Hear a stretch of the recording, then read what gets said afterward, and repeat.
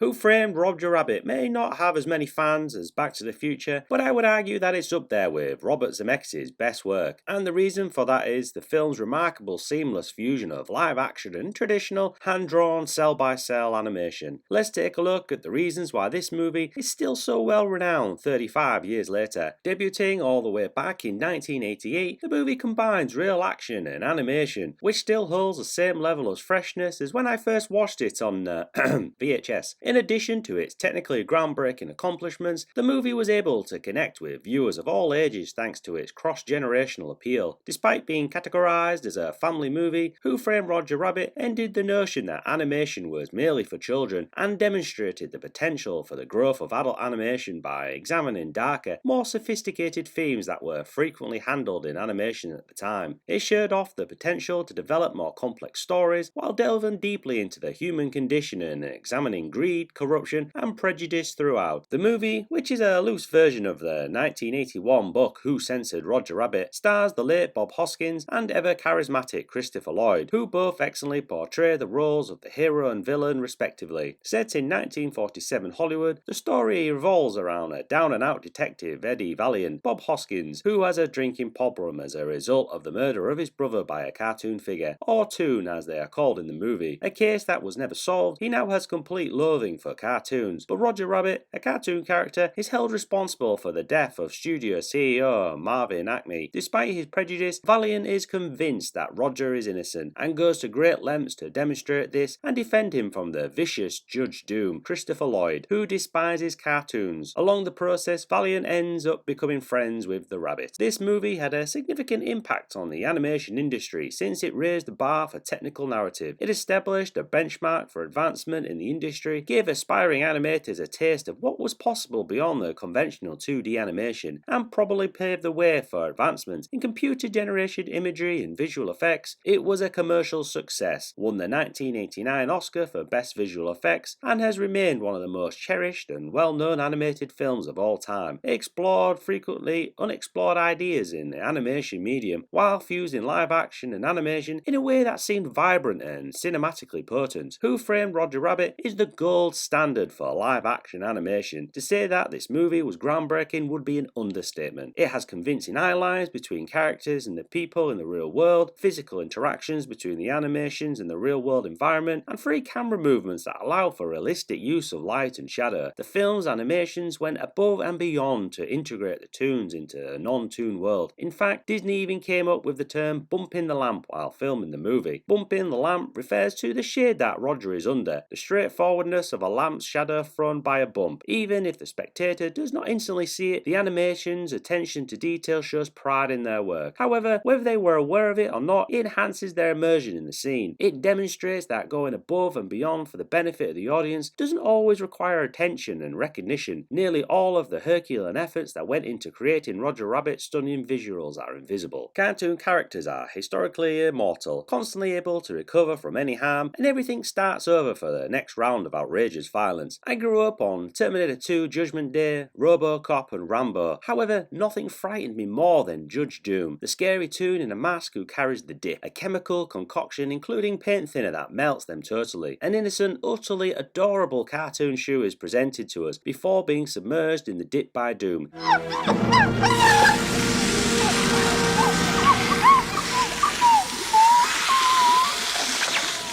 Inflicting many young people, including myself, horrible nightmares for the rest of our lives. Even now when I revisit this moment, it makes me uncomfortable, a true testimony to the legacy of this movie. According to Lloyd, who described a trick he utilised for maximum creepiness in a Twitter Q&A, a toon doesn't have to blink their eyes. They're not humans. After all, Judge Doom should never blink in my opinion. It makes him even more menacing and frightening. I simply enjoyed stumbling upon minor details that accentuated his depravity. Mission accomplished, because I didn't even notice this and it still made me uncomfortable. Who Framed Roger Rabbit was not only a beautiful feat of technological narrative, but it also became a cultural phenomenon. Robert Zemeckis' revolutionary, miraculous, never to be topped, let alone top fusion of live action and animation rocked my world and introduced a slew of unforgettable characters who could stand along Warner Brothers and Disney's greatest work without suffering in comparison. Naturally, there's Roger Rabbit, a charming, awkward, extravagant theatre performer with an impossible elastic body and a heart of gold, as well as his wife Jessica, a bombshell who was instrumental in the sexual adolescence of several generations of young people, and maybe the most seductive character in the history of cinema, animated or not. If Jessica Rabbit made me feel things I'd never felt before, or quite so deeply, then Christopher Lloyd's portrayal of Judge Doom, as previously stated, caused a level of horror in me that was similarly unheard of, frightening and genuinely exciting. Then there's Bob Hoskins' Oscar-worthy performance as Eddie Valiant, an alcoholic detective with a tragic past, and supporting actors like the raspy-voiced, cigar-smoking baby Hugh, a cranky, horny old man in a cute baby's body. How many times do we have to do this damn scene?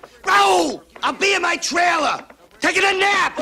Excuse me, Toots. As well as scene stealers like Benny the Cab and Judge Doom's hench hyena men. It seems trite and inappropriate to say that Who Framed Roger Rabbit is a children's movie rather than a film for all ages with a focus on children. It did everything a kid's movie is intended to do. Rodger, Jessica, Judge Doom, and the others became a galaxy of new and adored stars as a result of the wildly successful movie and instant classic. It was unmatched in the way it established a fascinating new universe that was realized right down to the cellular level, based on some of the most adored people and relationships in all of American popular culture. Only 1996's Space Jam, a huge blockbuster that made a fortune at the box office, and even more money via t-shirts, basketball shirts, dolls, and other related consumer goods, can even come close in terms of popularity and merchandising. However, Space Jam, even though as much as I love that film also, is pretty much soulless, unlike Who Framed Roger Rabbit. Roger Rabbit is pure cinema. The most notable instance of the film's excellent mature humour is when Rodger is seen popping out from Eddie's coat while he is secretly lurking inside. Eddie's girlfriend Dolores responds is priceless. But tell me, Eddie,